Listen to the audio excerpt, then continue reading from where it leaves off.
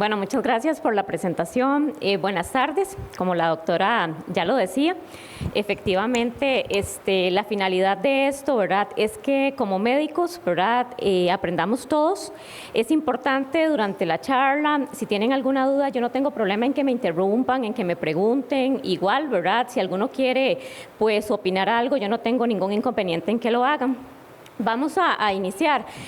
Inicialmente se quería hablar solamente de casos médicos, pero dado que últimamente la conducta ha sido satanizar tanto el uso de la metformina, me vi en la obligación de volver a recordar y actualizar un poquito realmente lo que es la metformina, y ya al final vamos a ver unos casos clínicos.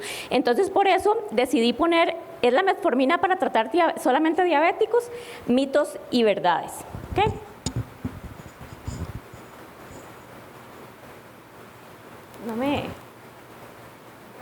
¿No?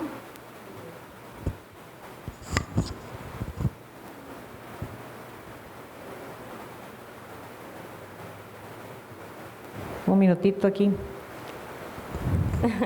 Sí. Bueno, uso de metformina en diabetes. ¿Por qué justamente pongo esta imagen que ya conocemos en muchas situaciones acerca del famoso iceberg?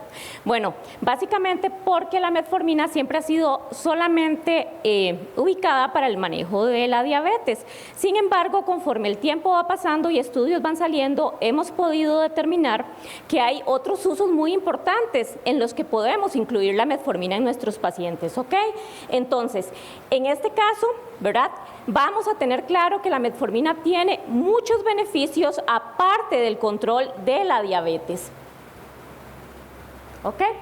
Antes de abordar, quiero que recordemos un poquito de la metformina. La metformina es la única biguanida que ha sido comercializada. A Europa fue el primer lugar, ¿verdad?, donde se empezó a utilizar, y fue alrededor de los años 60. Aproximadamente en Estados Unidos se inició en 1995. Sin embargo, en la actualidad, a nivel de Estados Unidos, hay mucha reserva todavía en el uso en algunas aplicaciones. En el resto del mundo sí es un medicamento que se le ha dado un abordaje bastante interesante. La guanidina es encontrada en la planta Garena officinalis y se descubrió desde la época medieval. ¿Ok? Tiene una cadena lateral hidrocarbonada, ¿verdad?, hidrofóbica, no polar, corta, que además tiene una escasa afinidad por los fosfolípidos de la membrana mitocondrial. O sea, tiene un escaso o nulo efecto sobre los niveles plasmáticos de lactato. ¿Ok? Es más que un medicamento hipoglicemiante. ¿Ok? Es un fármaco glucorregulador, y luego vamos a entender un poquito más de eso. Los aspectos moleculares como tal no se han estudiado profundamente. Todavía la metformina está, ¿verdad?, en pañales.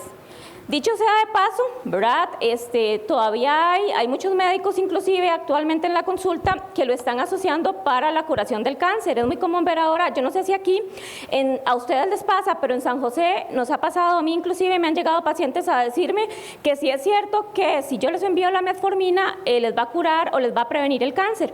¿Por qué? Porque se ha estado haciendo muchos estudios acerca de su relación en beneficio al cáncer. Realmente no hay nada escrito, ¿verdad?, y en este momento no tenemos nada confirmado, pero es una información que se ha venido generando y que tenemos que tener clara con respecto a la metformina, ¿ok?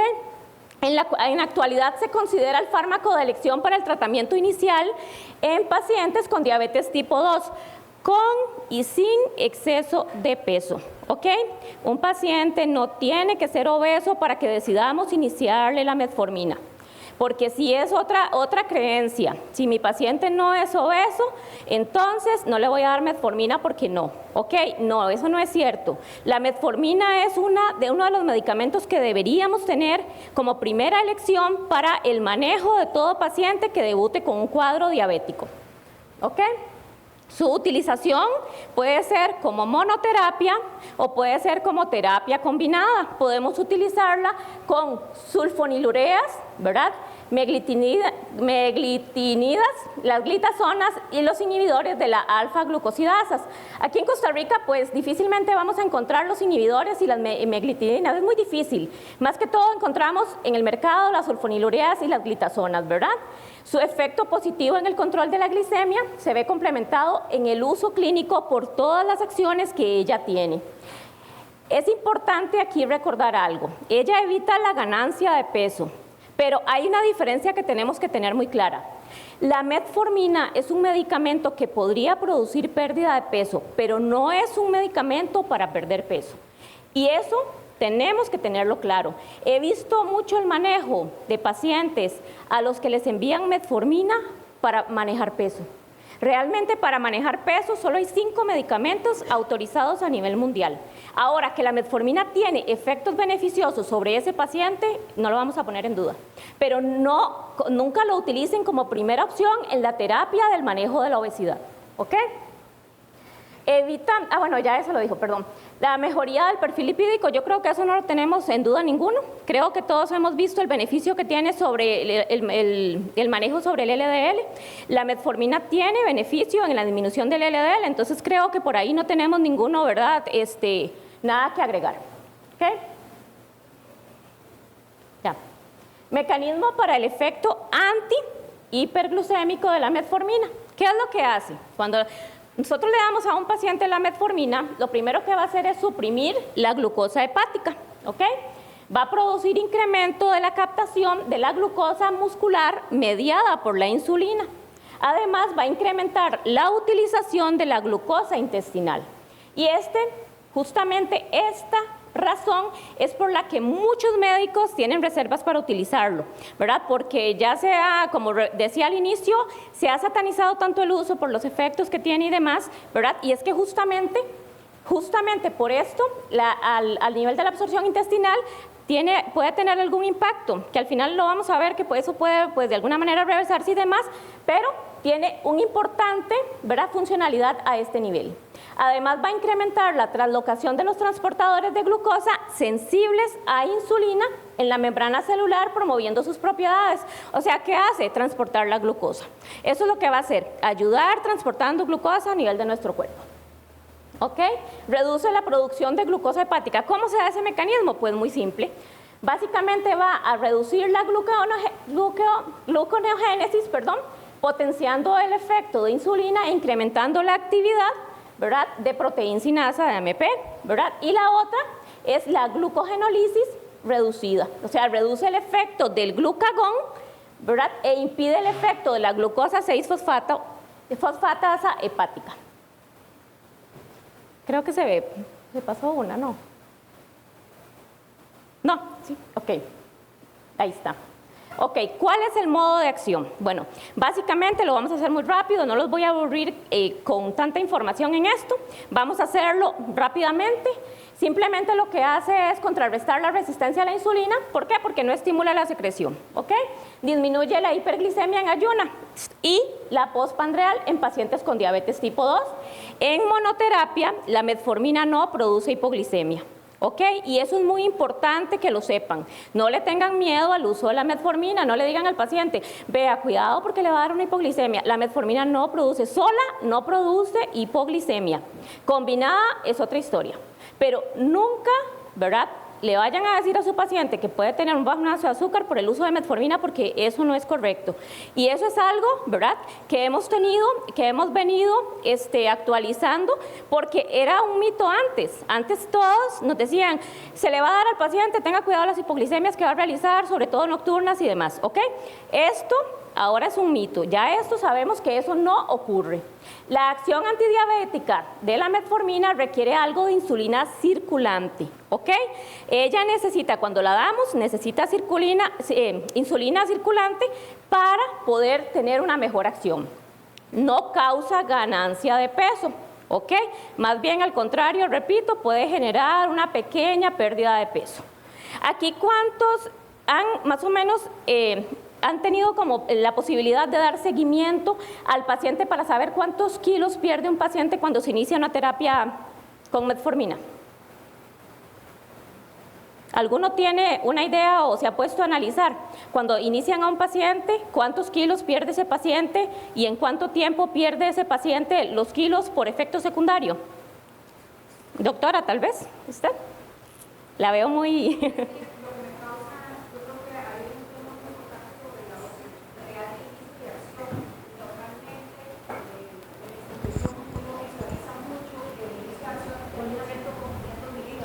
que es una dosis muy insuficiente para ver. Por ejemplo, entonces usted en la institución hay personas que ven una glicemia en 140 en ayunas, empiezan con una metformina de 500 y creen que el paciente a expensas está siendo totalmente insuficiente su sistema regulatorio y se está cansando. Por eso el paciente hace una insuficiencia pancreática al tiempo y termina insulinodependiente, que si incluso en las intolerancias a los carbohidratos estamos diciendo que de 1500 miligramos de metformina, pero a las personas les da miedo. Incluso lo vemos, si la inician insulinoterapia, le quitan metformina, que no entendemos por qué. Entonces creo que es muy poco objetivo de un cambio de 3 a 6 meses cuando el inicio muchas veces de metformina es insuficiente. Correcto, justamente. Normalmente el inicio, y ya se me adelantó con esa información, muchas gracias, realmente le tenemos tanto miedo que la indicación es iniciemos con 500 miligramos. Eso ya en realidad no se utiliza en ninguna parte del mundo. Solamente en nuestro país se está utilizando. Nosotros deberíamos iniciar con dosis mínimas de 1500 y hasta dosis máximas de 2250, ¿ok? Un día de estos, más bien, o se extrapolan, porque un día de estos me llegó una paciente que estaba utilizando 9 metforminas, ¿verdad? Realmente ahí creo que extrapolarnos tampoco es una buena indicación, pero 1500 es lo recomendable. Cuando ustedes ven, si un paciente se inicia con 1500 miligramos como mínimo, a 3 meses el paciente ha logrado, que es lo máximo normalmente que va a perder peso. Después de 3 meses ustedes no van a ver pérdida por metformina, ¿ok? Normalmente el peso que se va a perder va a ser alrededor de 4 o 5 kilos máximo en esos 3 meses, ¿ok? Entonces eso es importante que lo tengan en cuenta, ¿ok? Y básicamente mejora el perfil lipídico. Eso yo creo que lo voy a repetir porque nos tiene que quedar claro. Un paciente de nosotros, ¿verdad? No precisamente tiene que tener una condición para que le iniciemos. Un paciente con colesteroles muy altos, hay indicación de darle metformina como protección cardiovascular y para mejorar los niveles de LDL, ¿ok? El modo de acción, continuando, puede mejorar otros factores de riesgo cardiovascular. ¿Por qué? Porque aumenta la fibrólisis, ¿verdad? Ha demostrado reducir la mortalidad cardiovascular, ¿verdad? Cuando se utiliza como terapia inicial en pacientes que tienen sobrepeso, obesidad y que además tienen diabetes, ¿ok? Indicaciones. ¿En qué momento puedo yo utilizar insulina? ¿Ok? Tenemos claro que en el diabético, ¿ok? Ha estado en duda si en diabetes gestacional se puede utilizar. Hay estudios como el MIC y el EMERGE que han demostrado su seguridad. Sin embargo, como no ha habido estudios que se hagan posterior para ver la evolución de esos niños, de madres que han sido tratadas con metformina durante el embarazo, entonces no se ha puesto o no se ha generalizado como una indicación segura. Sin embargo, se sabe que en el momento de tratar a una mujer en estado gestacional con diabetes en metformina se puede ver beneficiada. Pero les digo, ahorita todavía no está como un uso, ¿verdad? Ya propiamente autorizado. ¿Ok? En el síndrome de ovario poliquístico es uno de los medicamentos más beneficiosos que tenemos, no solamente los anticonceptivos, que eso es importante que lo sepamos, la metformina cumple un papel muy importante por toda la fisiopatología que conlleva o por toda la fisiología que lleva lo que es el síndrome de ovario poliquístico y su relación con trastornos hormonales, incluyendo la resistencia a la insulina. En la resistencia a la insulina y la prediabetes. Ya anteriormente les comentaba que Estados Unidos ha sido un poco reacio en el uso de la metformina, sobre todo, ¿verdad?, en pacientes en resistencia a la insulina o en prediabetes. Ellos no lo toman como primera opción, ¿ok? Lo toman como una segunda o tercera opción, pero nunca es la primera opción en el manejo de este tipo de pacientes, ¿ok? En el resto del mundo, ¿verdad?, lo digo así, pero inclusive en China y demás áreas es normal encontrar el uso de metformina en estas condiciones, ¿ok? La otra condición es en la terapia adjunta en diabetes tipo 1. Y ustedes dirán, pero ¿cómo, doctora? Si los diabéticos tipo 1 son insulinodependientes, ¿por qué usted está diciendo eso? Ok, muy fácil. ¿Por qué? Porque ayuda a reducir la dosis de insulina. Ok, obviamente no podemos tratar a un paciente insulinodependiente solo con metformina, eso está claro. El paciente necesita insulina, pero los beneficios que aporta la metformina a nivel de peso del LDL, lo que hace es mejorar esas condiciones, aunque no va a generar un beneficio a nivel de la hemoglobina glicada, ¿ok? Sí, y sin embargo, ¿verdad? Su uso sigue siendo limitado y se requiere más evidencia, sobre todo en estos casos, ¿ok? Antes de esa, tal vez nos podamos devolver, ¿ok? Cuando hablamos de resistencia a la insulina, devolvámonos a la anterior, gracias. A la anterior. Bueno, no importa, ya lo vimos. ¿Por qué no quería pasar a esta? ¿Por qué no quería pasar a la siguiente? Bueno, básicamente porque antes de eso, yo quiero que ustedes me indiquen qué consideran o qué conocen ustedes de la resistencia a la insulina. Cuando les hablan de resistencia a la insulina, ¿qué es lo primero que les viene a la mente? ¿Por qué les pregunto? Porque es un tema relativamente que se ha venido manejando desde hace muy pocos años. Entonces no tenemos claros, hay definiciones de definiciones. Yo escucho médicos diciendo entre nosotros mismos, ¿verdad? A veces decimos una definición, decimos otra y a veces no estamos tan cercanos a la realidad. Por ejemplo, yo no sé, doctor, tal vez usted me ayuda. Cuando yo le hablo de resistencia a la insulina, ¿qué es lo que a usted le viene a la mente? Bueno, disculpe, yo realmente no practico medicina, pero sí estudié medicina, okay. Hace mucho tiempo. Bueno, yo pensaría que, bueno, que la insulina que se está produciendo realmente tiene dificultad para penetrar en las células del cuerpo y entonces hay un nivel de resistencia que hace que aunque se produce insulina, esta no tiene el efecto que deseamos. Sí, en parte, yo no sé si alguno más quiere aportar algo. ¿De este lado, tal vez? Doctora, ¿usted quisiera aportar algo? ¿Aquí? Yo la doctora, usted, apórtenos. ¿Le da pena? Bueno, falta básicamente... Café. Falta café. ¿Por qué les digo esto de la resistencia a la insulina? Bueno, básicamente en la consulta a mí me ha tocado atender a médicos que han llegado para tratar la parte de peso y cuando conversamos, la primera pregunta que me dicen es, doctora, pero dígame usted, ¿verdad? ¿Qué es resistencia a la insulina? Es que yo no entiendo, ¿qué es? ¿Que el páncreas no funciona? ¿Ya es un diabético? La resistencia a la insulina ya es un estado de diabetes. Entonces, a mí me llama mucho la atención porque no tenemos muy claro esta condición y es importante que la manejemos desde ahora. Entonces, si algo ustedes tienen que llevarse de acá es, ¿qué es la resistencia a la insulina? Doctora, le interrumpo yo.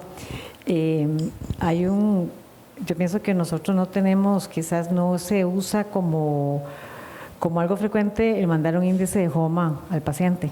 Correcto. Entonces, exactamente. Por ahí anda. Sí, creo que a nivel de institución, yo es que no trabajo para la institución, la caja, creo que ya en San José hay algunas clínicas que ya lo pueden, ajá. Perfecto. Y en la institución, que no hay nadie en laboratorio aquí, sí. Pues nosotros solicitamos a veces la insulina en ayunas, justificando el caso, y con la glicemia en ayunas hacemos el cálculo del OMA y calculamos el riesgo 2.5, 3 o depende 1.5, porque hay pacientes que tienen más resistencia y no están en una prediabetes. Correcto. Hay pacientes que son prediabéticos y no predomina la resistencia a la insulina siempre. Correcto. Entonces, hay muchos pacientes que son resistentes a la insulina y se cansan con un OMA alteradísimo en 4 o en 5 y están fatigando su cuerpo y cuando llegan son diabéticos de forma temprana. Pero normalmente aquí en el HOSPI, muy justificado al especialista así, uno hace la insulina en ayunas y calcula el índice de OMA y listo. Sí, exactamente. A nivel privado ya es muy común enviarlo. A nivel de institución, creo que algunas clínicas ya tienen apertura para enviarlo, ¿verdad? Otras todavía no, pero es algo básico que nosotros desde ya tenemos que empezar a enviar porque es una forma temprana de detectar alteraciones metabólicas que nuestro paciente puede ir desarrollando, ¿verdad? ¿Ok? Básicamente, rápidamente, la resistencia a la insulina, para que nos quede claro, es la disminución de la acción de la insulina, ¿verdad?, a nivel celular, lo que produce alteraciones en el metabolismo glucídico lipídico y proteico, ¿ok? Frente a la resistencia a la insulina, lo que hace el páncreas es que está enfrentando, aumenta la secreción de insulina, produciendo un estado de hiperinsulinismo, ¿verdad? Compensatorio. Puede ser fisiológica, esto es importante. Si ustedes le envían un índice de HOMA o le envían un examen a una mujer embarazada, les va a salir elevado por una condición fisiológica, y eso no quiere decir que tenga una condición patológica, ¿está bien?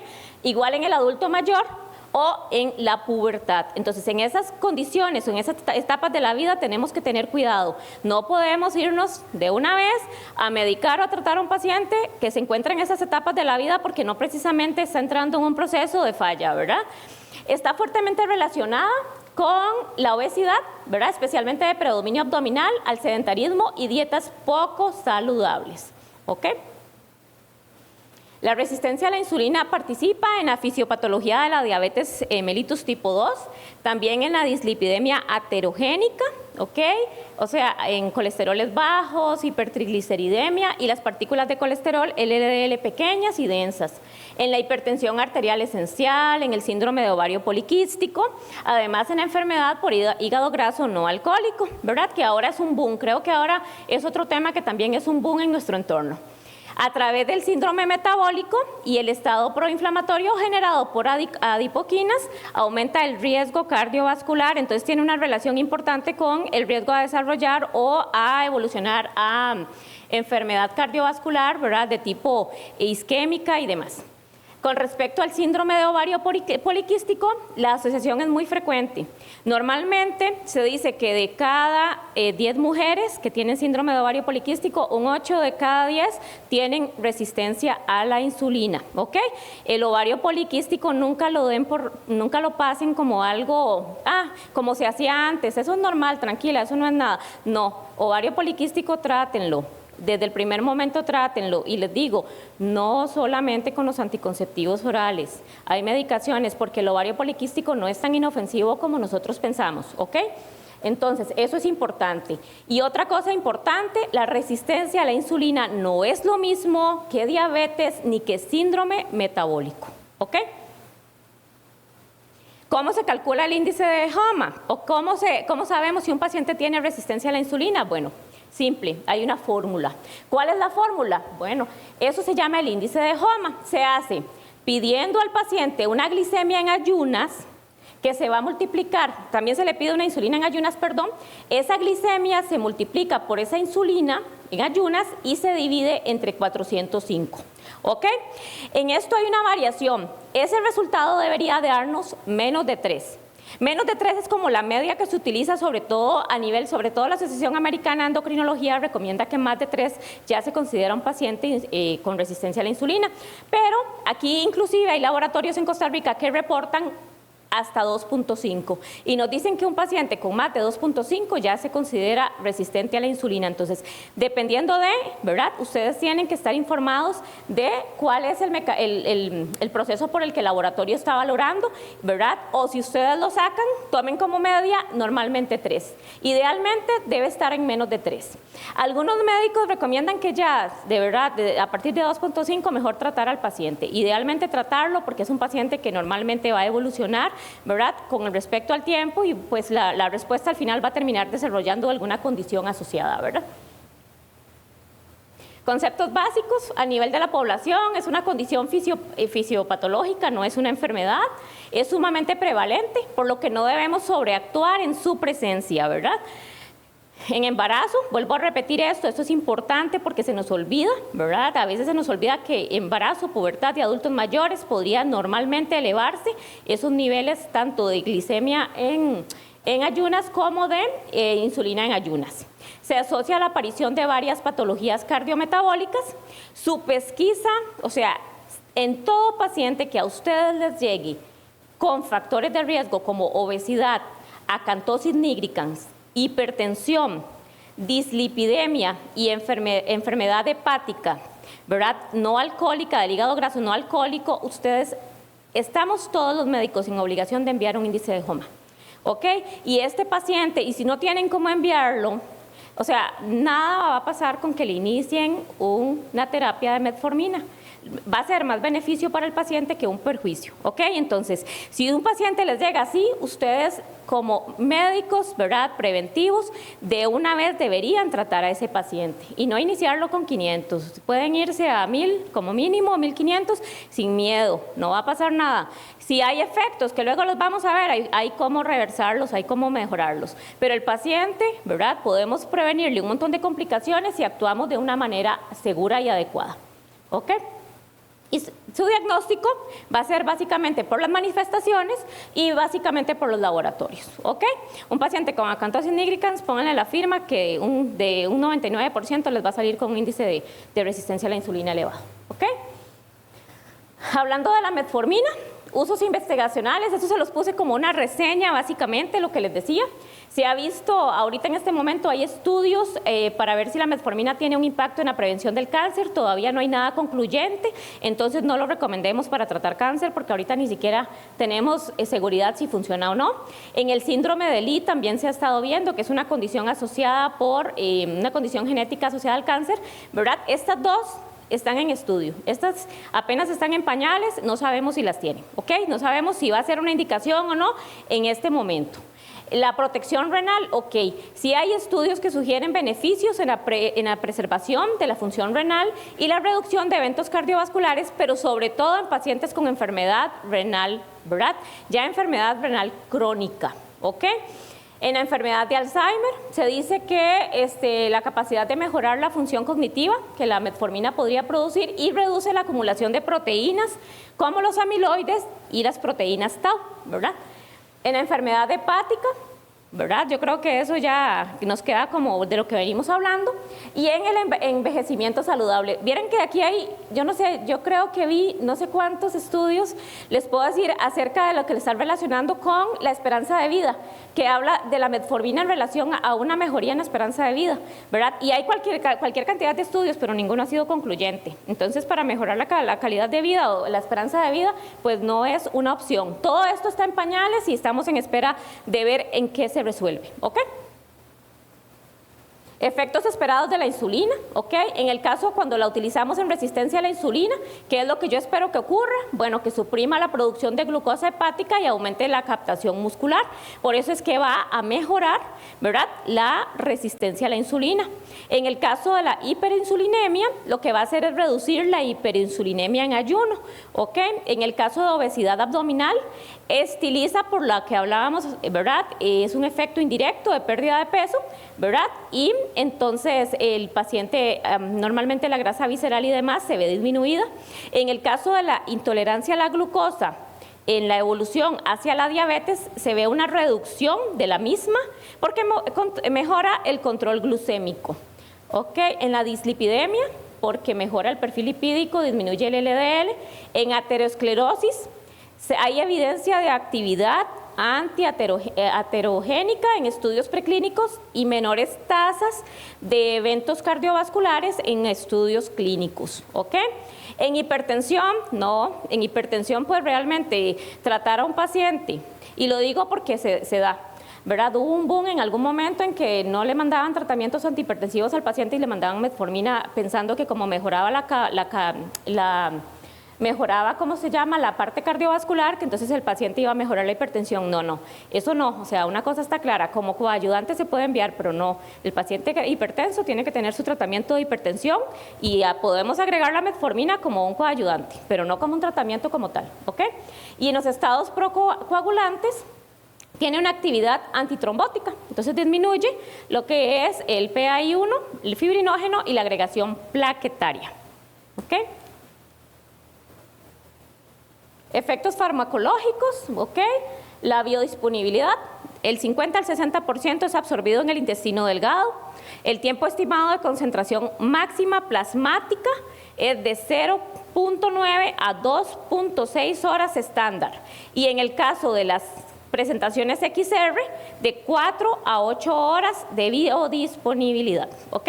La concentración plasmática máxima es de 1 a 2 microgramos por mililitro en 1 a 2 horas de dosis oral entre los 500 y los 1000 miligramos estándar, y en el caso de las presentaciones XR, el 20% de verdad va a producir un 20% menos de concentración plasmática. ¿Ok?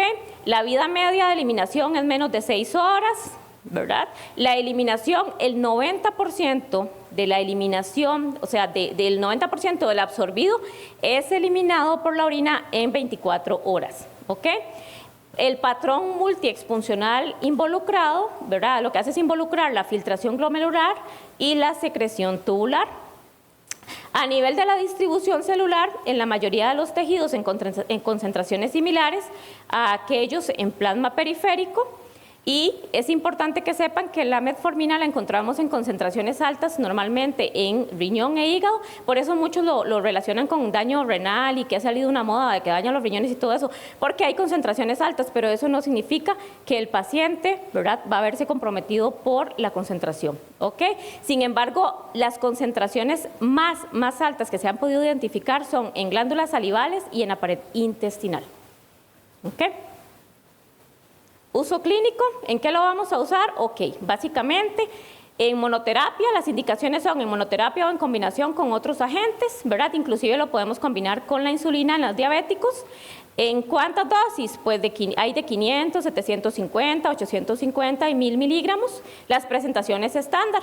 Recomendado siempre, recomienden al paciente que cuando lo utilícelo con alimentos, ¿verdad? Y titulando poco a poco, lo que hablábamos, ¿verdad? Eso es importante. La dosis clínica terapéutica, esto es lo que hablábamos, que la doctora nos lo mencionaba. Realmente la dosis terapéutica que deberíamos obtener sería de 1500 a 2000 miligramos y hasta 2550. Esa es la dosis máxima que podemos utilizar con las metforminas. ¿Ok? En el caso de niños, lo máximo que podemos utilizar en un niño es de 2000 miligramos, ¿verdad?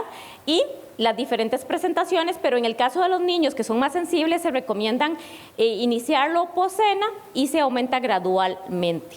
En niños menores de 10 años no hay estudios que lo avalen, entonces cuando lo vamos a utilizar, lo recomendable en niños mayores de 10 años.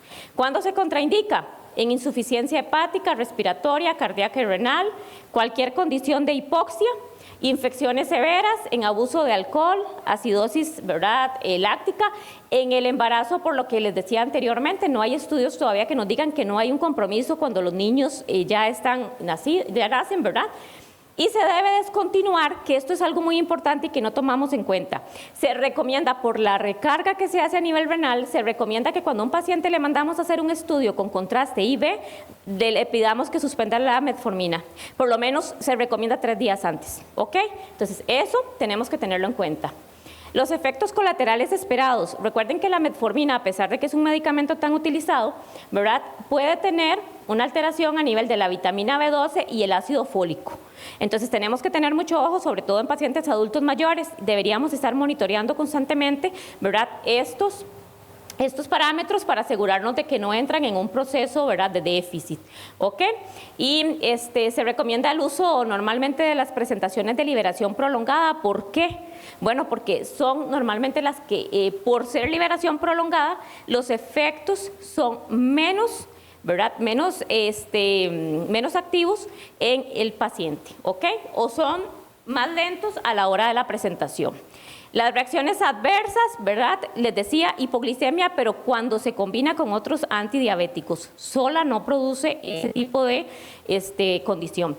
Y los riesgos de acidosis láctica en pacientes que tienen contraindicaciones, ¿verdad? Y acuérdense siempre de tratar de estar monitoreando en todos los pacientes de ustedes la tasa de filtración glomerular. ¿Ok? Casos clínicos, ahora sí vamos a entrar. Estos casos clínicos les presento tal vez 3 casos que tal vez sean como los que más me han generado impacto por las diferentes condiciones que ya vamos a ver, ¿ok?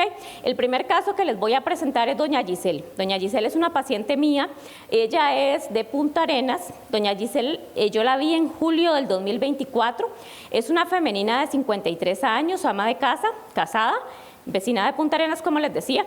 La primera consulta fue en julio del 2022, ella llevaba el control en la caja y decidió pues llevarlo ahí en conjunto, ¿verdad? Entonces sacó cita, me visitó, ella es hipertensa, en ese momento estaba utilizando como tratamiento para la hipertensión la atenolol, 1 por día, la amlodipina, ¿ok?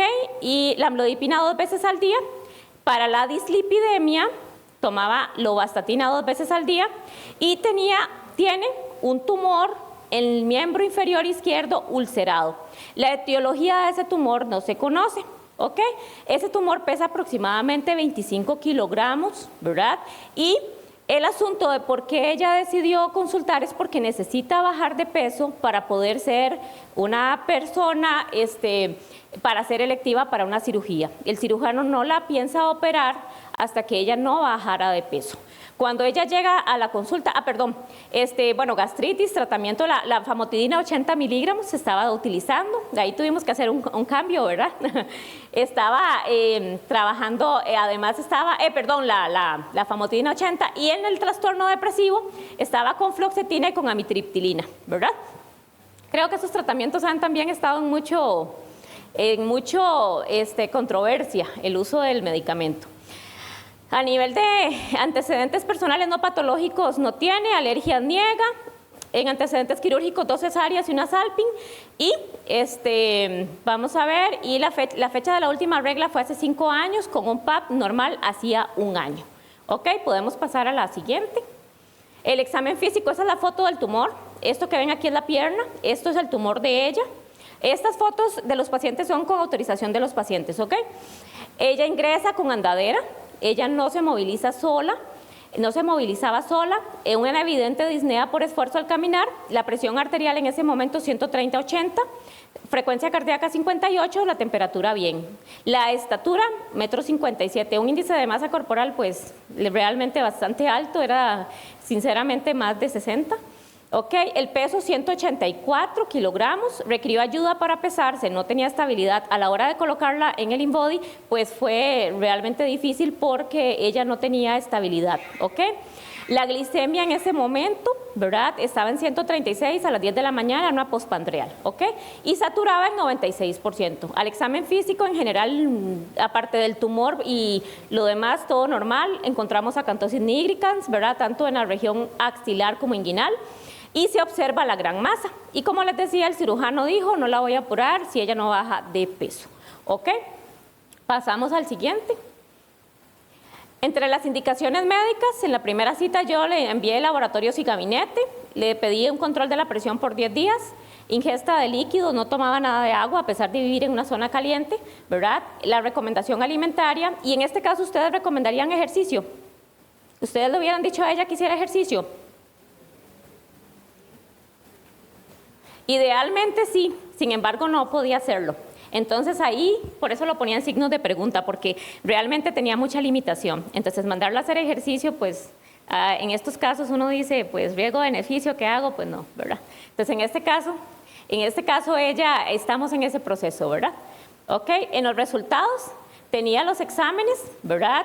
En ese momento la glicemia, yo le mandé exámenes, estos son los resultados cuando llegó a la segunda cita, ya con exámenes, ¿verdad? Tenía una glicemia en 116, una hemoglobina glicosilada en 6.1 y un índice de HOMA de 7.8. Ok, el colesterol en 254, un HDL 28, 176 el LDL y los triglicéridos 136, función renal bien, ácido úrico bien, las bilirrubinas bien. Sí, obviamente datos de un hígado graso, ¿verdad? Además, las demás funciones completamente normales y tiroides completamente bien, ¿ok? En los exámenes de... ahí es la otra. Ajá. En los resultados de ultrasonido, el ultrasonido de abdomen, evidentemente una estetosis hepática difusa grado 2, ¿verdad? En ese caso se correlacionó con las pruebas de función hepática, una hepatomegalia grado 2 dependiente de la estetosis hepática, una colelitiasis múltiple que no se conocía que la tenía, ¿ok? Moderada distensión gaseosa y enfermedad diverticular, y a nivel de tiroides los estudios estaban completamente normales. ¿Qué hicimos en el caso de ella? ¿Ok? Había algunos cambios que hacer. Ante este panorama, ¿qué hacíamos? ¿Ok? Ahí había que tomar decisiones. ¿Qué vamos a hacer? ¿Verdad? Lo primero, la hipertensión, como estaba estable, en ese momento mi decisión fue todavía no tocar eso, a pesar de que estaba, ¿verdad? Me hubiera gustado un medicamento más, medicamentos tal vez un poco más protectores. Me enfoqué en la parte de, ¿verdad? Que ya había una resistencia importante, ya había una prediabetes, ¿verdad? De mano. Le envié la aposemia XR, en este caso le mandé dosis máxima cada 8 horas por 6 meses. Para mejorar la parte dislipidémica le mandé el Rosugras, para intentar la pérdida de peso, el Naltreva bupropión, el trastorno depresivo. Ese, a pesar de que no me gustaba tanto, ella se negaba a hacer el cambio porque le daba susto, decía ella. Entonces tuvimos ahí que trabajar un poco en eso. La referí a cirugía general para la colelitiasis, a fisioterapia, y le pedí aumentar el líquido a 250 mililitros por día. Todo esto asegurándome por medio del InBody que ella no estaba haciendo edemas ni mucho menos, ¿verdad? Que eso es importante, ¿ok? El seguimiento a 6 meses fue eso, ya esto fue 6 meses después de haber iniciado. Ya ingresó apoyada por un bordón, ya no estaba en andadera, que eso es súper importante, había mejoría en su movilidad. Ya la disnea no había desaparecido. La presión arterial, a pesar de que no hice cambios en tratamientos de la presión, se mantuvo muy bien. La frecuencia, pues obviamente típica de un beta bloqueador. La temperatura normal, estatura de 1,57 m, y con los cambios que hicimos ya había perdido 21 kilogramos. Podía posicionarse sobre la báscula y ella misma decía, doctora, me caía, y curiosamente yo misma antes no me daba vuelta, pero tenían que llamar a 8 vecinos por lo menos para darme vuelta. Ya ahora yo pude darme vuelta y pude yo hincarme y poder levantarme, ¿ok? La glicemia ya había mejorado a 108. El estado físico, pues obviamente, el estado físico completamente normal, y, ¿verdad? Ya con eso, cuando el cirujano vio los cambios, me dijo, doctora, está bien, intentemos 20 kilos más y lo opero. Entonces, ahora estamos en espera probablemente de una cirugía y esperando que ella, con el ritmo que lleva, pues evidentemente, si quiere pasamos a los exámenes para... Estos son los exámenes en esa cita. Ya la glicemia había bajado a 87, la hemoglobina glicosilada pasó de 6.1 a 5.3 y el índice de HOMA había pasado de 7.1 ya a 2.4. Y los colesteroles se habían mantenido completamente estables, las demás cifras completamente normal. Rápidamente, porque ya se me acaba el tiempo, vamos a pasar a este segundo caso. Rebeca, bueno, 31 años, ingeniera, vecina de San Carlos. En la primera consulta fue en julio. Rebeca, más que todo, dentro de sus antecedentes, ella consultaba porque tenía 8 meses de no tener regla. Ok, ella decía, doctora, tengo 8 meses y yo siempre, desde que me acuerdo, yo no menstruo. Y cuando menstruo es irregular y demás. Entonces quiero que me ayude con eso. Ok, no hacía ejercicio y demás. Y además era cuidadora de sus papás, que son personas en estado terminal, el papá con un cáncer y la mamá con una condición reumatológica. Ok, entonces podemos pasar a la siguiente.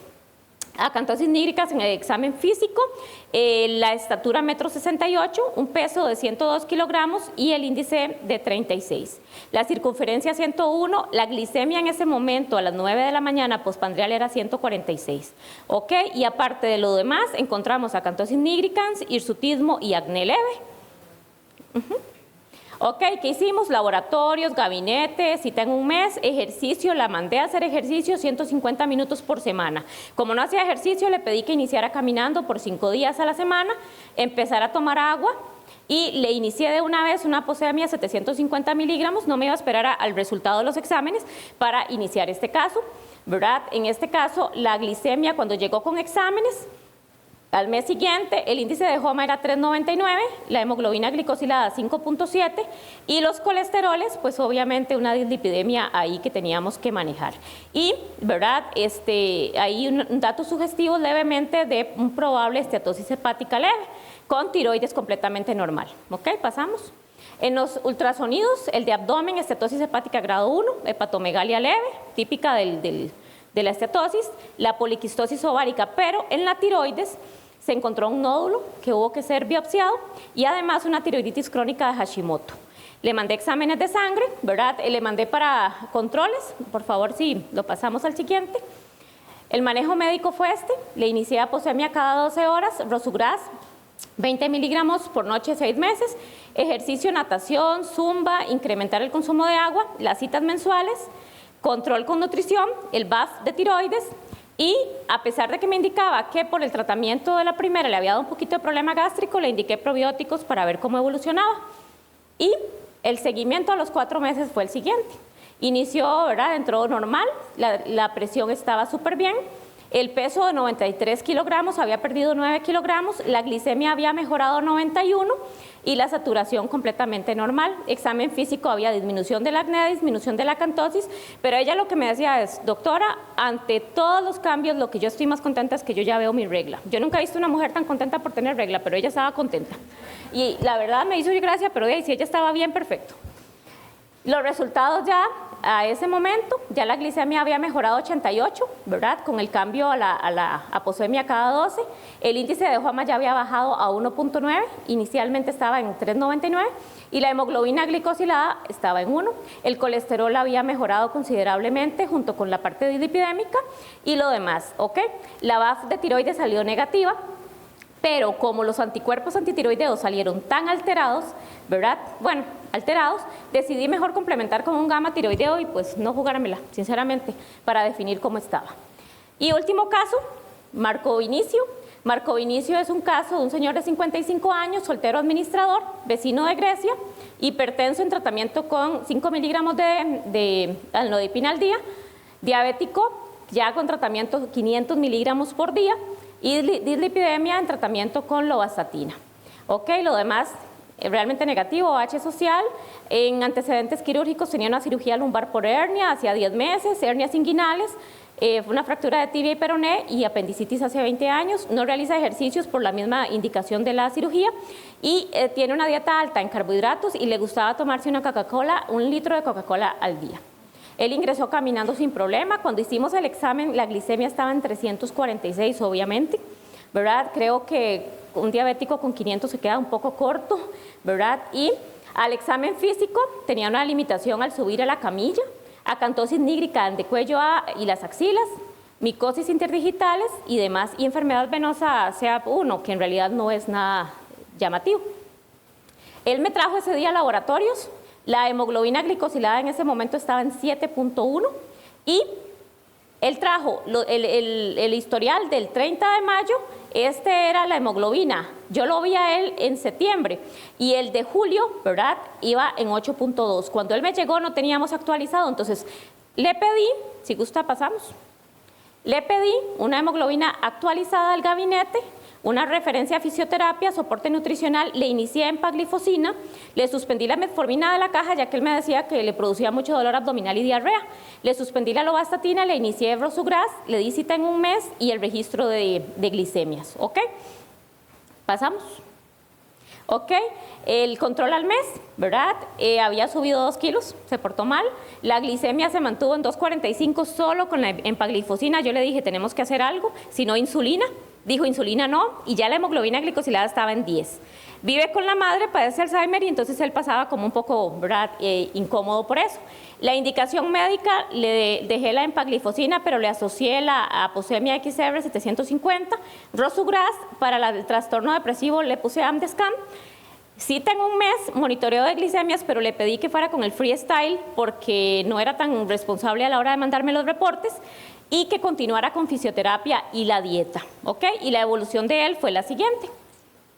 A 4 meses, ¿verdad?, ya había bajado 6 kilos, ¿verdad?, había perdido, ¿verdad?, estaba en 101 kilos, había perdido 6, la glicemia estaba en 108 a las 3:30 de la tarde que yo lo vi, y el laboratorio que me traía de control, ya la hemoglobina glicosilada estaba en 6.5, ¿ok?, con una glucosa en 106. Actualmente continúa en control de peso porque la meta es que perdamos peso, ¿ok?